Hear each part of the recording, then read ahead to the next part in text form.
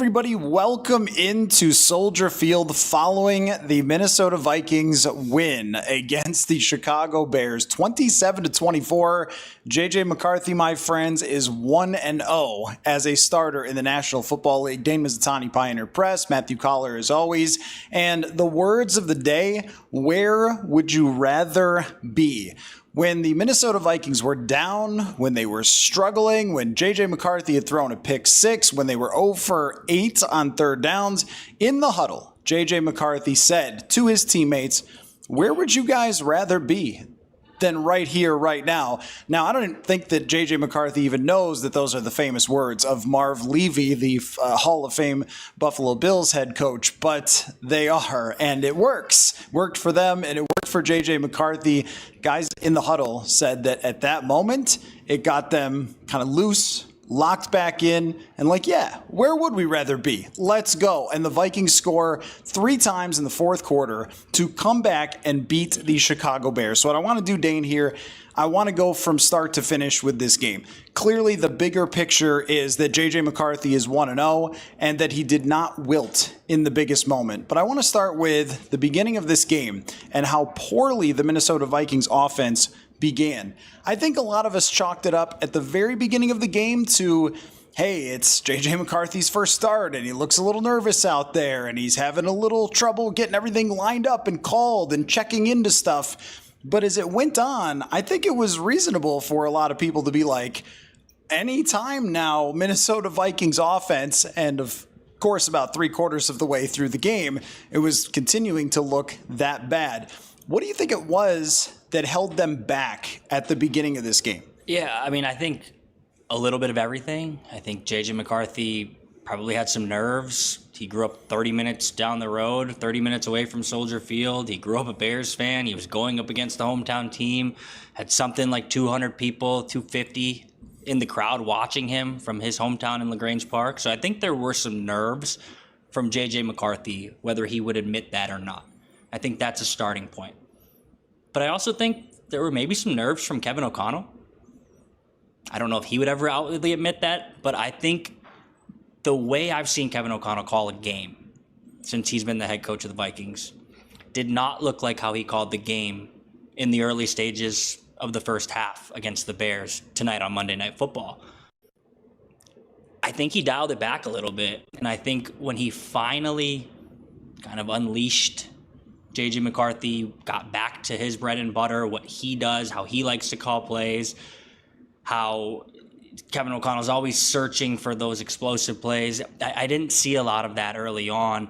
Even after the game, O'Connell mentioned that he probably should have ran the ball more early. I think it was just totally discombobulated, and for prolonged stretches, did not look like it was going to get any better. Now, even if they would have lost this game, and they did not, but if they lost this game and JJ McCarthy looked as bad as he looked early, I would have stood here and said, look, we can't make this a referendum on a guy's entire career, like a lot of people on the internet tried to do in the first half. But I think when you kind of zoom out, it does kind of make sense why there was a slog early on. It was a little bit of everything going wrong, and it looked like that for about 30 minutes of play. What I think you saw, though, is he can flip a switch. JJ McCarthy never gets down. He never gives up. He never lets the moment overcome him, and he has the ability to kind of drive the team forward when he needs to. But certainly early on, I had my doubts. And I would agree with Kevin O'Connell's assessment that I think early on, that's where they needed Jordan Mason, and Jordan Mason was on the sideline. And, well, Aaron Jones still can play, as you saw tonight, and he catches a huge touchdown in this game that really turned things. And we know that Jones is a massive factor in the locker room, veteran player, all those things. Jordan Mason's got more juice off the beginning of the season right now, and that's why you traded for him. And I thought that early on, that was the guy that they needed to lean on. And then you saw it later in the game when they finally did hand the ball off to Jordan Mason time and time again and start to wear down at that Chicago Bears defense. That's what really got their offense going in the fourth quarter, was getting those early runs to Mason after the missed field goal. And there was a couple of them that he burst off, and then a play action works right off of that. And that's why you have him. And that's what guys like Sean McVay and Kyle Shanahan have made a lot of money on over the years, especially Shanahan is playing off of guys like Jordan Mason and then just forcing the opposing defense to be worried about getting run over. And that's how you get man-to-man coverage against Justin Jefferson on the outside for a big gain and a big confidence-building completion late. They needed that in the first quarter, not waiting until the fourth quarter in order to lean that much on Jordan Mason. So I thought that not being able to get the run going was really a big problem for them. And then they got in several of these third downs, and they turned into fourth downs when it was 3rd and 2, 3rd and 3. And that's something that we've been critical of O'Connell really for the entire time he's been here, is you don't always have to pass in those downs. And I thought that there were too many times where he was trying to throw the ball when they were in 3rd and 1, 3rd and 2, even late in the game with a 2-point conversion where they try to throw the ball to Josh Oliver when Jordan Mason has been hammering their face in. And it's like, you got to believe that this guy is good at this. And the offensive line struggled with the run game early on, but they showed when Mason was in there, a lot of that plowing up the middle was really effective. It's something that this offensive line was built to do with Will Fries, built to do with Donovan Jackson. So I agree with him that he needed to get Mason in the game going earlier. I also thought that there were just some bad breaks when it came to some of the third downs. I mean, they moved the ball with a 30 or 40 yard bomb that turned into a pass interference. And they've got third down in a couple yards. Maybe it's like 3rd and 7 or something. He throws a pass that's very catchable for Justin Jefferson, and he doesn't bring it in. I think the catch percentage on that for Jefferson is about 98% for his career. Yeah, it's a low ball. It's not perfect, but he almost always catches that. That would have set up 4th and 1. They could probably go for it at that point. There were other guys that weren't really stepping up and making plays either. And I think what put some pressure on them too was it's impossible not to look at the other side and what's going on. And offense and defense, we just sort of separate them. The offense does this, the defense does that. But they do play off each other in an individual game. And as the offense was going 3 and out, the defense was on the field for a really long time. Caleb Williams started out this game in the first 20 plays of this game looking like a franchise type of quarterback, looking extremely dynamic, making plays left and right. The Vikings defense is chasing him all over the field. He's finding completions and he's scrambling for big plays and he's running for a touchdown. It's like, whoa, that looks like Michael Vick out there. That looks like Lamar Jackson out there in those first couple of sequences, which I'm sure they would say different. I'm sure they would say, no, we're just focused on ourselves on the sideline. I think that did psychologically impact the Vikings of like, oh, like their guy, he's kind of looking really great out there, and their defense, they're running our defense all over the place, and they're on the field for a long time. Now we got to press a little bit, and that's where I think calling some of the pass plays was pressing a little bit. It also seemed like we're talking about a coach who is always looking down the field. Mm-hmm. And he wasn't really looking down the field a lot with McCarthy. There was a run play pass to Justin Jefferson where he just ran a little like screen thing out of the back. It was very safe, very conservative. There is a 3rd and 4 where Jefferson runs 3 yards. Like at different times you went, you guys got this quarterback in part because of his arm, and your offense pushes it down the field. Be who you are supposed to be and start pushing the ball down the field. And I asked McCarthy after the game, when did it start to click for you? And he said it was the Jalen Naylor catch at the end of the first half. Well, that's a little bit more like being aggressive. And with O'Connell, after this, I think you need to say, okay, he's fine. Like, you don't have to do that. You don't have to try to just throw all these short passes, easy completions, and so forth. Let him run the offense the way that he needs to run it. And the other factor early, Justin School. I don't know how long Christian Darrisaw is going to be out. Never again being out would be fine after this. I mean, you have to say the early on, the offensive line was getting beat pretty consistently, and I think McCarthy was not fully prepared, as no one ever can, for what real NFL pressure looks like. So to me, for 3/4 of the game, he looked like a guy who hadn't played football in a really, really long time. And then after that, he looked like a quarterback who was locked in and ready to lead an offense for the rest of the season. Yeah, I mean, it makes sense that like there was kind of a slow build to this point. I think he said over 600 days since he had played competitive football, since he had played for the Michigan Wolverines in the national championship game. So I think there was always going to be a feeling out process. I think everyone on offense contributed to that being a slow build. Not always helping JJ McCarthy, whether it was Kevin O'Connell with the play calling, certain receiver, Justin Jefferson not getting to the sticks on one of the third downs, a couple drops. Adam Thielen had a drop too. It was a little clunky early on, but I think, JJ McCarthy pointed to the Jalen Naylor reception right before halftime. I point to a moment later in the game where after a couple of runs from Jordan Mason, who I think we can both agree, great trade. I don't know why San Francisco gave him away, but for Kwesi Adofo-Mensah to come away with Jordan Mason this offseason, that's a heist. But after a few runs by Jordan Mason, you saw JJ McCarthy step up, get man coverage on the outside with Justin Jefferson, and throw like a 17-yard pass to the sideline. That was when I felt like it clicked. That was when I said, okay, like if they can bottle this up, they have a chance. And what happened a few plays later, he finds Justin Jefferson for a 13-yard touchdown. I think that cut the score to, they failed on the 2-point conversion, but it's 17-12 at that point. And you say, okay, here we go. And from there, it was an avalanche. They got the ball back. JJ McCarthy hits Aaron Jones over the top. They go up by a touchdown or by a score there. And then late in the game, pretty sick play. I'm sure we'll dig more into it, but they go read option. JJ McCarthy shows his athleticism, gets outside, and you really start to see like the dynamic ability he has, both throwing the ball and running the ball. But I think watching it happen slowly and then all at once, it gave you a sense of like, this is what it can look like if you just take the training wheels off and let your franchise quarterback, who you believe is a franchise quarterback, go be a franchise quarterback. So I hope next week with Atlanta, it's full speed ahead right from the jump. We don't need to ease him in anymore. We don't need to steal him completions. We don't need to get him comfortable. He was built for this. Read any story. Read Purple Insider. Read the Pioneer Press. Read the Star Tribune. Read ESPN. Read The Athletic. All versions of why JJ McCarthy was built for this. So let him go do it. And I think right now tonight he proved he can go do it. It was almost like when they were down, Kevin O'Connell said, screw it. Like, let's live by the sword, die by the sword.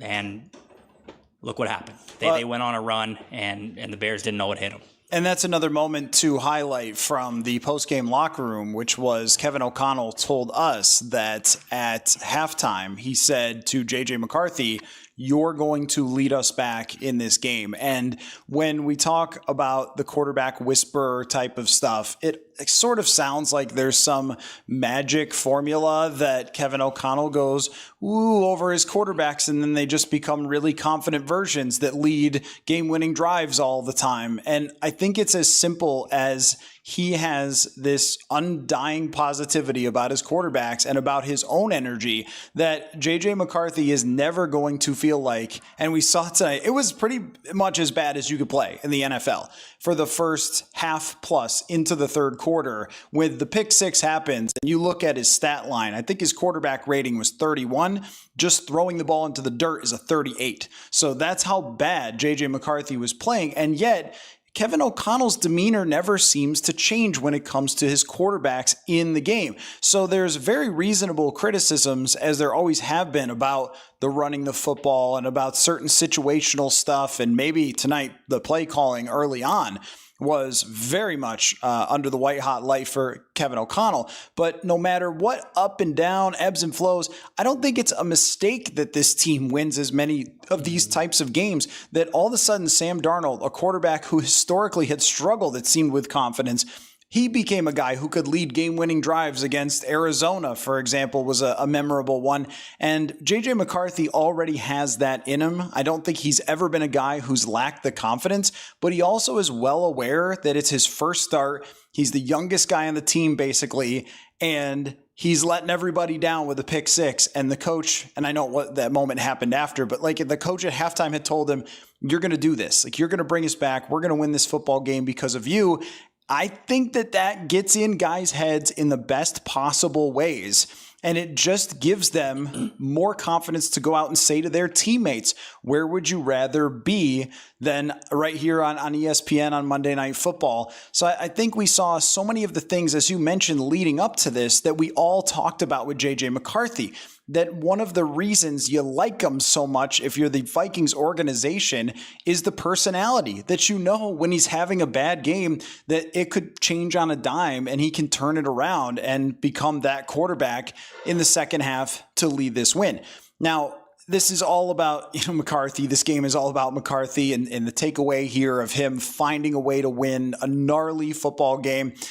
I do want to get to a lot of other stuff that helped them get there that was not just JJ McCarthy, but bigger picture on him and this night. I agree with you that if he had lost tonight, I think we would have said, all right, let's not call it a career. But I also was having this feeling of, if this looks really bad, if this turns out to be blowout central and they lose this game by 24 points, then I think you're talking about next week already as you have to win and he has to look good, because there is a lot of pressure for this team to win this game. When you look at the schedule and how it's going to play out, this is going to be one of the easier teams that you probably play and one of the easier defenses that you probably play all season long, which means you can't drop this one and you definitely can't get blasted. And then he would have to spend the whole rest of the week and the Sunday Night Football broadcast and everything else all talking about how bad he was. And I thought, that's a lot of weight. You could talk about confidence, belief, positivity, whatever you want. That's a lot of weight to take to wake up tomorrow and have been crushed in this game, right? So it was extremely, extremely vital, I think, to get this season off in the right direction, to have him come back and win this game. I don't think that it's, proof that they're going to the Super Bowl or that it's proof that McCarthy's going to be a top 10 quarterback this year or anything else like that. There were a lot of struggles that do give me pause about this offense. At the same time, you're like, yes, that second half, that's what we saw in camp. That's what they looked like. There's all the talent coming together. There's the play calling coming together. And there's McCarthy making the throws. Were they flawlessly accurate? Oftentimes not. Even he joked about the Aaron Jones touchdown, like, I wish I had kind of put it on him a little bit better. He's not going to put it on people perfectly. There was another Jefferson drop that he usually catches. It's not the perfect ball. But if he can lead the offense and get it to the right places, play in a little better rhythm like he did in the second half, have confidence, lead the team, they can win a lot of football games. And I think we saw a version in the second half that's much closer to what I expect them to be going forward. Yeah, and I think going back to your point about just like the magnitude of the moment, and if he comes up so significantly short tonight, how that would transpire and what the rest of the week would look like and what the broadcast would look like on Sunday. I think there's other human beings out there, certainly a lot of other human beings, but other quarterbacks in the NFL who were in that situation, struggling, hostile road environment, primetime national television, would start to think about those things, would start to think of like, holy crap, I better shape up, or what is the next week going to look like? If that looks bad, what is the next month going to look like? What is the next year going to look like? What is my career going to look like? It's easy to do that. It's easy to go down that rabbit hole, regardless of how present you're trying to stay. But I think that's his superpower, is that he's able to just not have any of that kind of enter his mind, or if it is, he's able to fight against it actively, because you don't go into the huddle after you throw a pick six and say, hey guys, where would you rather be? If you don't believe, where would I rather be right now? I think that goes such a long way. It's like an unquantifiable thing that I think all franchise quarterbacks have.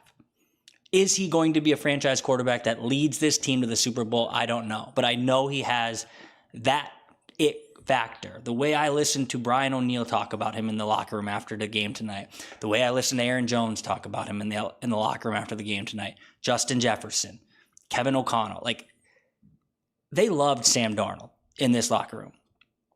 But the way they were talking about JJ McCarthy just felt a little bit different to me tonight. It felt like they felt like, wow, I think we have something here. And I think it's because of his ability to fight back against adversity, to look at it, stare it in the face, keep going, and emerge victorious.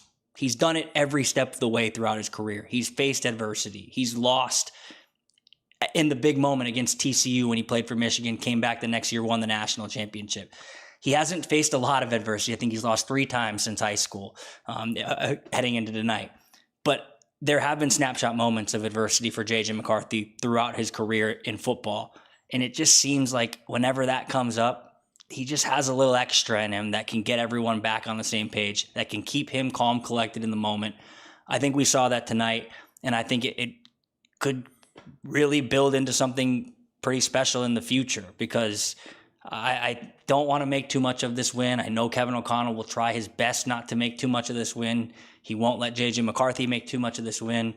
But the win matters, and the way they did it matters, and the way he led the team to this win matters. All of that is what I think we'll walk out of Soldier Field. We'll get on the plane, go back to the Twin Cities tomorrow, and I think we'll think, wow, that was pretty special what happened last night.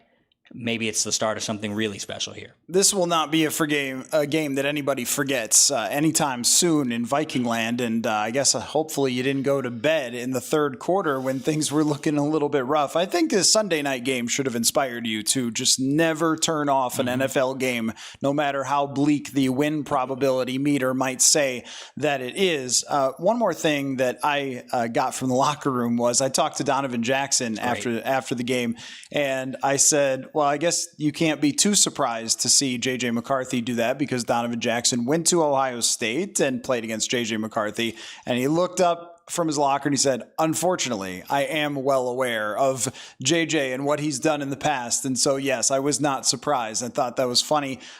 We'll work through the offensive line grades and all that things of what PFF says. It's very hard to tell in the moment, because I think they were really bleeding over at left tackle and they badly need Christian Darrisaw back in the lineup. Or, I mean, I was thinking, like, are they going to go to Walter Rouse, even the younger player, because Justin School is just getting run out of the building there, and they were struggling to get a push. But then they also stepped up to that challenge as well, in part on the read option play that ends up going for a touchdown for JJ McCarthy. And when you talk about play caller and things like that, like, this was Kevin O'Connell understanding his quarterback. And what we saw a lot of in training camp from him, and you saw this when he was in college, JJ McCarthy's a great athlete, and someone in the press box may have snarked. I don't know who. And if I find the person, I'll let you know.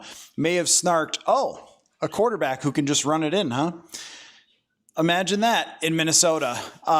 But you know what? That was the difference. That was the difference, is in that moment where you need a big play, your quarterback is able to run a read option play and run it into the end zone. And that is a dynamic that they have not had in a really, really long time at the quarterback position. But you also can't win without it in the NFL today. Did you watch Lamar? Did you watch Josh Allen? Like, in those moments where the defense needs to get a stop, the one way that you can take that apart, even if they've had some sort of advantage throughout the game, one way you could take that apart is by using the running game. So it was a tremendous play call by Kevin O'Connell at that point. And it really, I mean, that was what, kind of put the dagger in the heart of Chicago, was being able to use JJ McCarthy's athleticism. Yeah. And I think if they don't score a touchdown there, if they, God forbid, kick the field goal of death, they might lose the game. Mm-hmm. Like, that put them up by 10. That slammed the door shut. I know Chicago scored late and the Vikings ended up having to punt the ball back to them. But with 19 seconds left on the clock and no timeouts, the Bears were not scoring, like, unless something miraculous happened. For all intents and purposes, that read option put the game away. And you're right, they have not had something like that. Kirk Cousins did not have that in his bag. I know that's where you were going with that. Me? You? Huh? Josh Dobbs did, but it was an example of, like, yeah, that's what it can look like if you have legs on a quarterback, and that's a threat in the game. But obviously that burned fast, burned bright, and burned out. JJ McCarthy has that element to him, And I think that's something that they're going to tap into even more. No, he's not going to run the ball like Lamar Jackson. They're not going to call design sweeps for him 5, 6, 7, 8, 9 times a game. But when you need it, you can do it with him. It's clearly something the Vikings installed this week and said, we're going to go to this when we need it. And when they needed to put the game away, JJ McCarthy read the right, he made the right read in the read option, pulled that thing, followed TJ Hawkinson into the end zone. And I would not discount the huge celebration that ensued after he got into the end zone. It was everybody on the sideline. Brian O'Neill, who, it was funny, in the locker room after the game, Brian O'Neill knows he's on camera. There's a TV crew in there. They're holding a mic to him. And someone asked him about that play. And Brian O'Neill, who is the most respectful guy, an understanding guy, and media-savvy guy, he dropped an F-bomb because he was so jacked up. That's how jacked up the Vikings were when JJ McCarthy got into the end zone there. I think it was a release of a lot of emotion, that maybe pent-up aggression over at times. Obviously, at that point in the game, they had found their stride. But for a long chunk of the game, it looked like a slog on offense. So I think when JJ McCarthy gets into the end zone there, when he puts the dagger into the Chicago Bears, when the Vikings probably know at that moment, holy crap, we did this, we came back and we won this game, you see an outpouring of emotion. It was really cool, but I think you're right. Like, it's also almost poetic that big emotion, that big outburst happened because they have a guy who can do that, who can run the ball, who can use his legs to put stress on a defense in a way that they have not had. I know we've talked about him, what he can do in the moment, staying in the moment, what he can give to his teammates who might need a little pick-me-up at times. Those are qualities of a franchise quarterback. But also in the modern-day NFL, another quality of the franchise quarterback is being mobile, being able to get some yards, being able to stress the defense that way. He has that too. So for me, the bottom line is that JJ McCarthy, when it was all said and done, ended up checking a lot of boxes, I think, for a lot of his teammates and his coaches and for us watching him, which was use your athleticism, use your confidence, never get down, never give up, be that guy in the huddle, and also make some throws. I mean, the throw for a touchdown to Justin Jefferson was a line drive dot into the middle of the field. And I think that McCarthy going into now the next game with the belief of his teammates, because there's nothing more psychologically stronger than a first impression. And the first impression for every person on this team is watching him do it like that. And for the head coach and his message to JJ McCarthy, for McCarthy going into next week, it worked. So even if next week doesn't go the way they want, it's like, wait, we know that message and that offensive strategy. And I think what we also learned today is they are going to have to lean on the run. It's not going to be a situation where JJ McCarthy is ready for 4 quarters to be Joe Burrow in this league. Not right now. That they need to build things off the run and they need to get that offense rolling a bit, and they actually can. And there were a couple times where I thought, Kevin, you spent all this money. You spent all this money on Will Fries and Ryan Kelly, and trading for Jordan Mason, I think, was in part because San Francisco couldn't afford him. They were so cap strapped, and like you spent all this money. Like, use it. Use the thing that you bought to help JJ McCarthy, and they did not do that a whole lot early on, at least successfully. So I think that they'll take a lot of lessons away from this. And O'Connell did say, like, we did 1,000 things wrong in this game. And, you know, they are coming off of a time where Justin Jefferson didn't practice in training camp, and not practicing. I think you saw that a few times, a little bit from Jefferson, but then he clicks in as the game starts to go along. So I think that we can use the fourth quarter to say there was a lot there that they're going to be able to carry over. And a lot of the early stuff, I don't want to dismiss it entirely about, you know, his throwing a pick six. That's one of those where every team in the league runs a zero blitz where they send everybody, and they actually did a good job of identifying it and picking it up, but he made the wrong throw. And that's one where every corner sits on the route like that, the underneath route, because they know the quarterback's going to be under pressure. And even Nashawn Wright, what a revenge game for him to get that interception, is going to sit on it. So there's a lot of learning moments from that where it went badly. And there's a lot that I think can be transferred going forward from what they took away in the fourth quarter. But I do want to talk about other people on the team. On the defensive side, well, actually, let's talk about Caleb Williams because that connects to the defensive side. At the beginning of the game, as weird as this sounds, I thought Caleb Williams was going to play bad, even though he was playing great. Eventually, because this is not a circus league. This is not college. This is not high school. It's not peewee. In the NFL, you can't just run away from people all the time and have that work. And Caleb Williams pretty much did that tonight.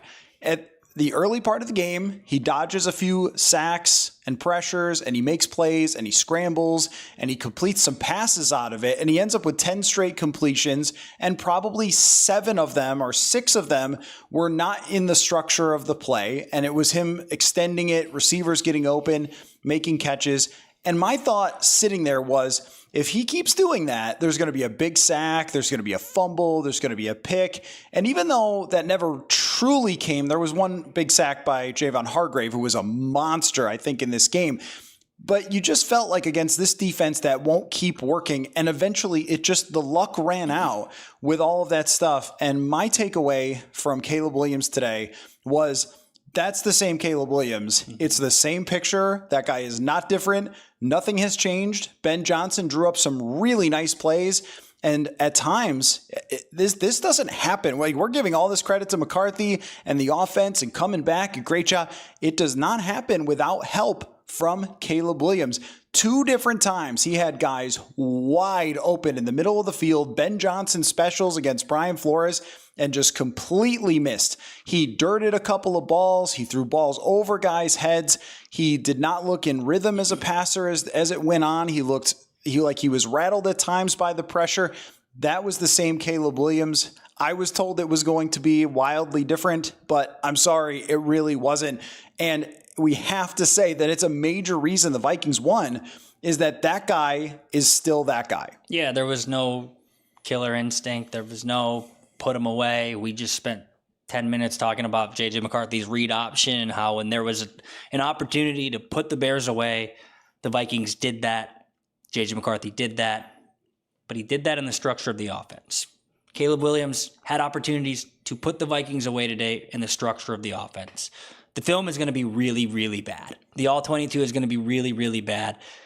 There aren't always times when you're sitting up here in the press box where you can see things come to fruition in real time because there's so much going on. But when you're perched up this high and you see a guy running down the field, there's going to be a play on the All-22 tomorrow where DJ Moore is running directly into the end zone.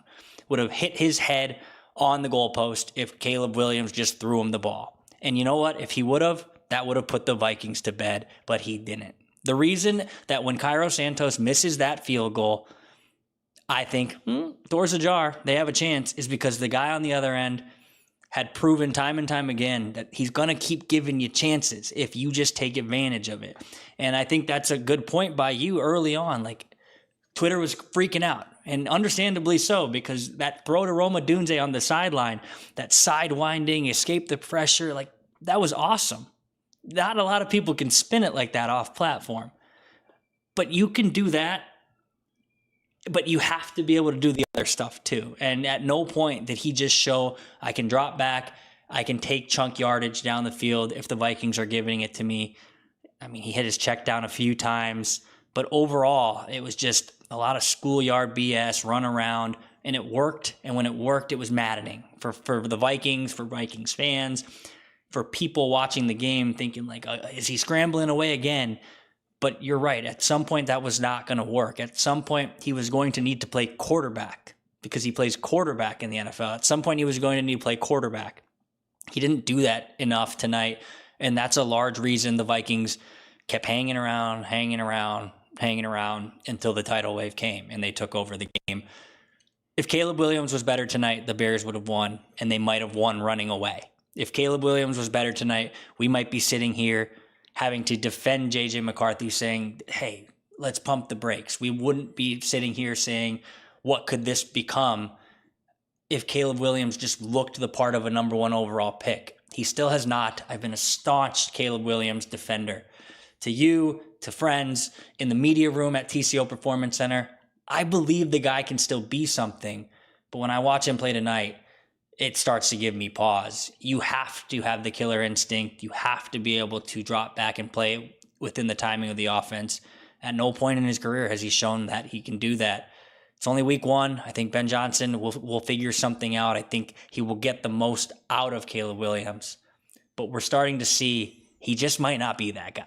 The plays were there for him to make and close out this game. It's as simple as that. The coach did his job in a lot of ways, although I will say that we've criticized Kevin O'Connell over the years for not running the ball enough. I would make that same critique for Ben Johnson. When they were up in the game, it was like he wanted to prove something by having Caleb Williams win it for him and forgot that they were running fairly effectively early in the game. And for a couple times, DeAndre Swift broke out and had some good runs, and yet they went away from that, and they got a lot of penalties, a ton of penalties. And that's another Caleb Williams thing. False starts and delays of game and whatever else. I don't know. I didn't keep track of all the penalties, but a lot of pre-snap operational stuff, which, credit to McCarthy, I don't think the Vikings had too many of those, maybe one delay of game, but the false starts and guys not knowing what the cadence is and things like that has been a consistent problem with Caleb Williams, though the reporters talked about how it was a problem in training camp, and then it shows up here,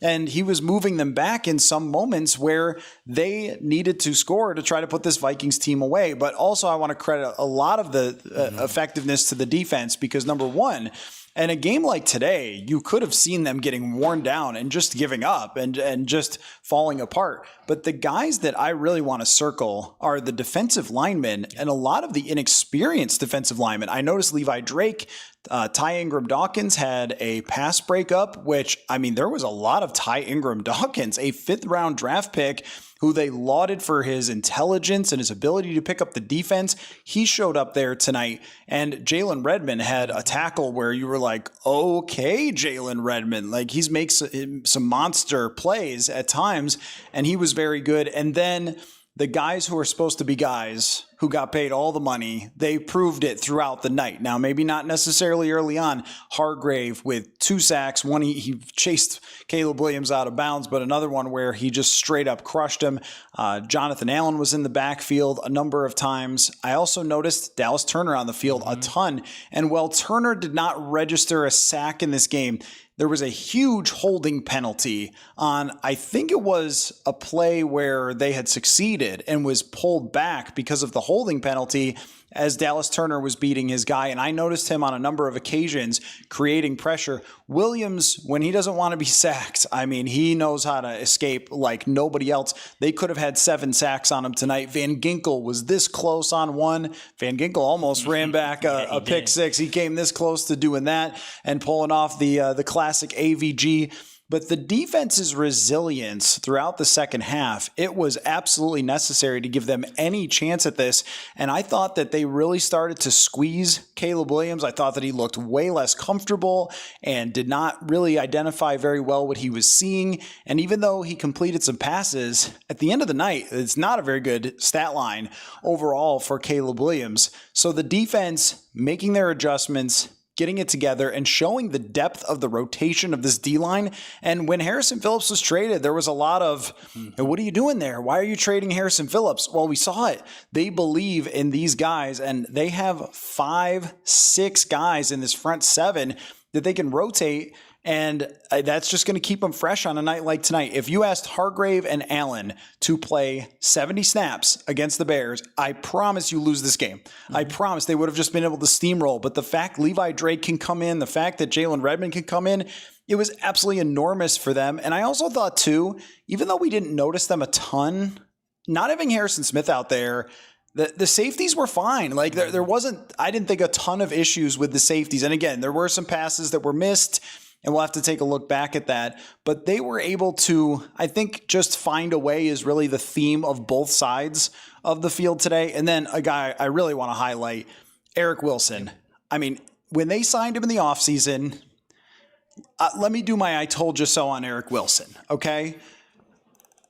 Eric Wilson is a guy that doesn't get any press when you sign him. But when Blake Cashman goes out of this football game and you put the green dot on a backup linebacker and he comes in and they execute the way that they did and he makes tackles and he makes plays, that's not something they've had in the past from a backup linebacker. And we know that when they tried to do that with Ivan Pace and make him the defensive play caller, it was a mess. They went and got a guy who could do that, and he was excellent. And then he gets a block punt. And the special teams is another part that we really have to highlight as well.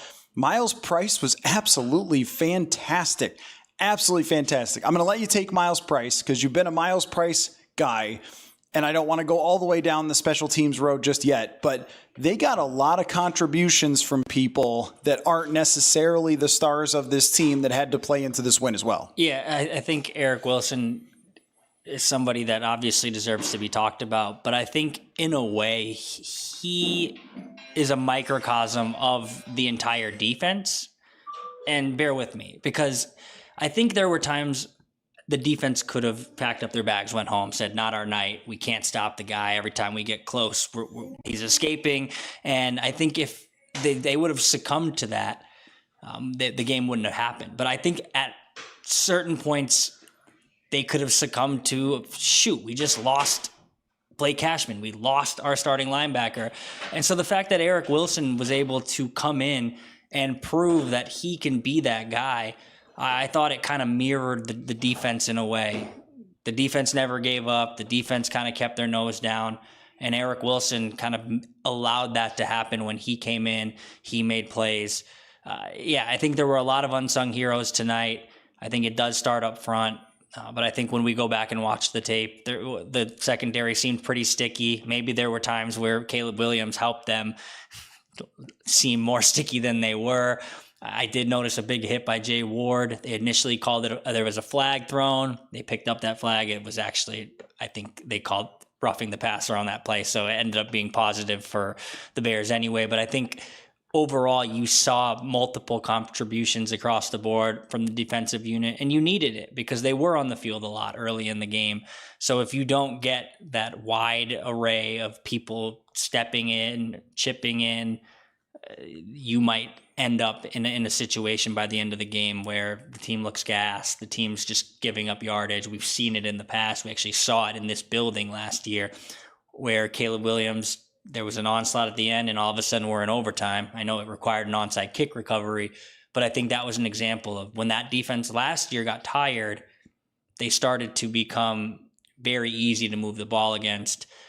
I think tonight was a good example of the depth they do have, and maybe the depth that we didn't know they had, at least from an on-the-surface perspective. The defense has talent. It has talent across the board. I think it starts in the trenches, and it's a good thing it does because they invested so heavily in that this offseason. It was nice to see it come to fruition on game one here. And where they weren't tested so much in this game, although, Byron Murphy had a really excellent tackle at one point that saved a play and forced the Bears to kick a field goal, where if they had converted and he hadn't made that tackle, I think of Roma Dunze out of bounds, that they end up maybe going and scoring. And there's so many things in this game to go back and be like, if just that happened for the Bears, if just that happened. And when we talk about one score wins, which if you guys know from listening to the show, I'm so exhausted of every Kansas City Chiefs game, every Vikings game, we have to hear about one score wins. This is one that you can't play this 1,000 times and win it very often. So it has to be better. It has to be the second half, not the first half. It's the first game of the season, and I think the second half told us more about this team than the first half did.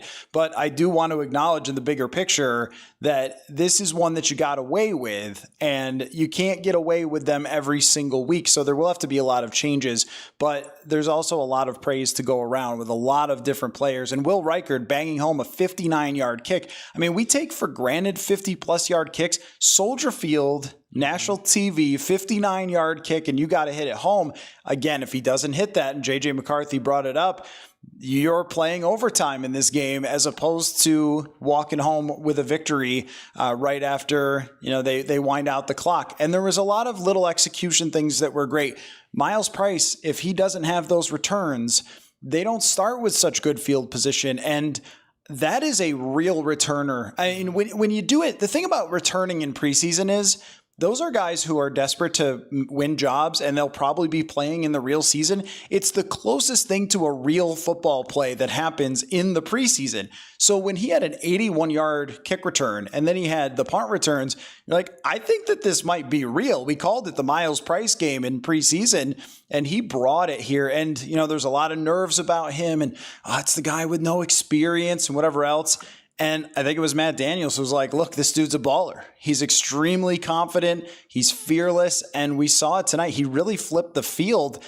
They have something in Miles Price. We don't know what the ceiling is going to be, but you don't just rip off 17 and 20-yard punt returns like that. And then the execution at the end of the game where they said, return it, bring it out, make sure we run down the 2-minute warning so they could run the ball 3 times and basically kill the clock and win the football game.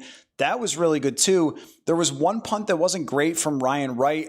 I don't know. He held the ball perfectly for a 59-yard kick. Get over it with Ryan Wright, everybody.